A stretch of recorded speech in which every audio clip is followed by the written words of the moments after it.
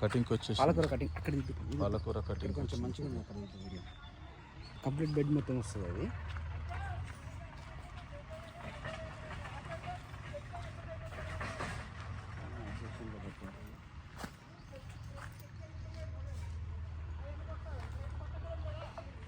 కీరా సాగు ఇదంతా మన ఏవి రావు సార్కు సంబంధించిన ఫాము.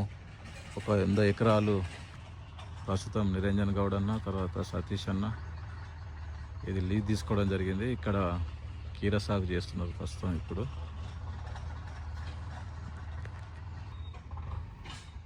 చూడొచ్చు మీరు. ఇప్పుడు ఈ కీరా సాగు అంతా కూడా ఇంకొక వారం 10 రోజుల తర్వాత అంత అద్భుతంగా కాకొస్తుంది. ఇప్పుడు అంతా పూత దశలో ఉంది, కింద కూడా పడింది ఇప్పుడు.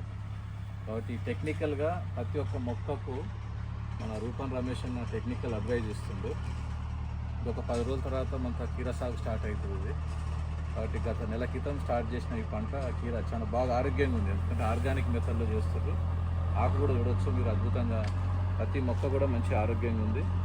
కాబట్టి ఇది సమాజానికి మంచి ఫుడ్ అందించాలనే ఉద్దేశంతో ఆర్గానిక్ మెథడ్లో పండిస్తున్న ఈ పంట కీరా సాగుని ఇక్కడ మొత్తం 4 పాల్ హౌజులు ఉన్నాయి.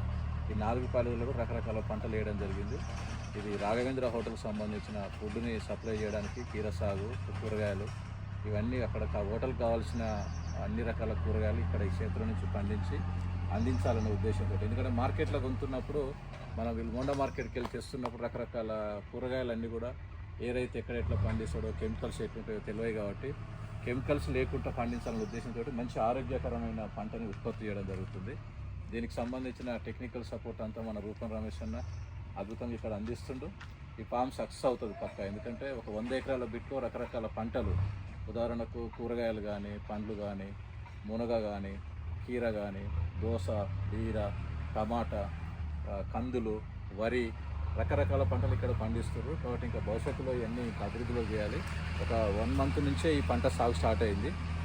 తర్వాత ఇంకా నెక్స్ట్ ఈ సమ్మర్ తర్వాత కూడా మనం వర్షాకాలం ముందు మళ్ళీ దున్ని రెడీ చేస్తున్నారు. మిగతా పంటలు కూడా ఒక్కొక్క పంటలన్నీ భవిష్యత్తులో మీకు చూపించడం జరుగుతుంది. Thank you.